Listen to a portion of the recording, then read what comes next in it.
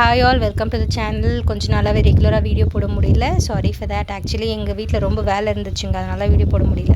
சரி, என்ன மாதுளை பழம் வச்சுருக்கேன்னு பார்க்குறீங்களா? ஆமாங்க, என் வீட்டில் குட்டி இருக்கானு இல்லையா, எங்கள் வீட்டு செல்லக்குட்டி உடம்பு சரியில்லைங்க, வயிறு சரியில்லைன்னு நினைக்கிறேன். காலையிலேருந்து 2-3 வாட்டி மோஷன் போயிட்டான். கொஞ்சம் யூஸ்வலாக இல்லாமல் அன்யூஷுவலாக தான் போயிருக்கான்.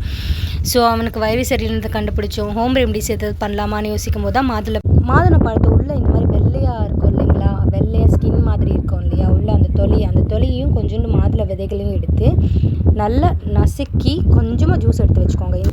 1-2 டீஸ்பூன் அளவுக்கு இருந்தாலே போதுமானது.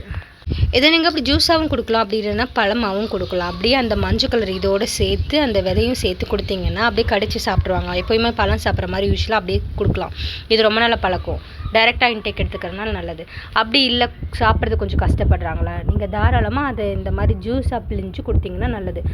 அதில் இருக்கிற துவப்பு சக்தியை வயிறில் இருக்கிற கெட்ட கிருமிகளை வெளியே தள்ளுன்றதுனால பசங்களுக்கு ரொம்ப நல்லா ஒர்க் அவுட் ஆகும். நீங்கள் வேணால் ட்ரை பண்ணி பாருங்கள். இந்த மாதிரி பழமாக கொடுத்துட்டாலே அவங்க கையில் பிடிச்சி அவங்களாவே சாப்பிட்ருவாங்க. அது ஃப்ரூட்டுன்னு நினச்சி சாப்பிடும் போதுன்னா அவங்களுக்கு பெரிய டேஸ்ட் டிஃப்ரென்ஸ் தெரியாது. அப்படியே அடம் பிடிக்கிறாங்கன்னா நீங்கள் தாராளமாக நான் ஃபஸ்ட்டு சொன்ன மாதிரி கிளாஸ்லேயே கூட கொடுக்கலாம். அதை பிழிஞ்சி ஃபில்டர் பண்ணி கொடுத்துருங்க. ஸோ இதுக்கப்புறம் நான் ரெகுலராக உங்களை மீட் பண்ணுவேன். தேங்க்ஸ் ஃபார் வாட்சிங். லைக் பண்ணுங்கள், ஷேர் பண்ணுங்கள், மறக்காமல் சப்ஸ்கிரைப் பண்ணுங்கள் ப்ளீஸ்.